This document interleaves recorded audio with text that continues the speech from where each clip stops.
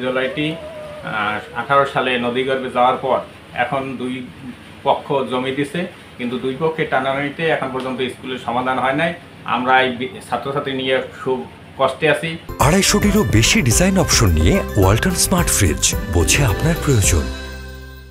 গরমের সময় ছাত্রছাত্রী ক্লাস করতে পারে না, আবার এখন যে কোনো মুহূর্তে বিদ্যালয়ে নদীগর্ভে বিলীন হয়ে যেতে পারে।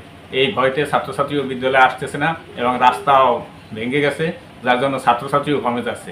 আমাদের স্কুলে আমরা আইনা এই যে বাংতে আছে, আমাদের এই স্কুল এই নদীর ধারে, তাই আমরা আইনা আমরা চাই যে আমাকে স্কুল ভালো জায়গায় উঠুক।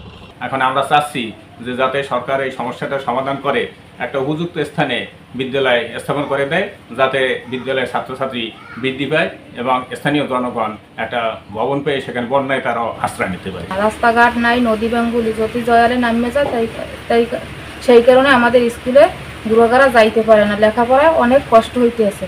প্রতিষ্ঠানটা যদি অনেক স্থান মতো দিতে তাহলে আমাদের গুরুগারা লেখাপড়া ভালো হইতো।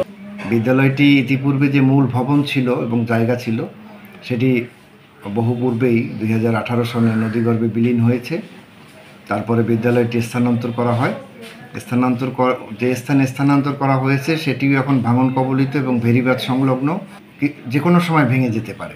এমত অবস্থায় ইতিপূর্বেও আমি 2-3 বার ওই স্কুলে পরিদর্শন করে স্থানীয় জনসাধারণের সাথে এবং গণ্যমান্য ব্যক্তিদের সাথে কথা বলে স্কুলটি যদি তাৎক্ষণিকভাবে স্থানান্তর করা যায় তার একটা ব্যবস্থা করেছিলাম।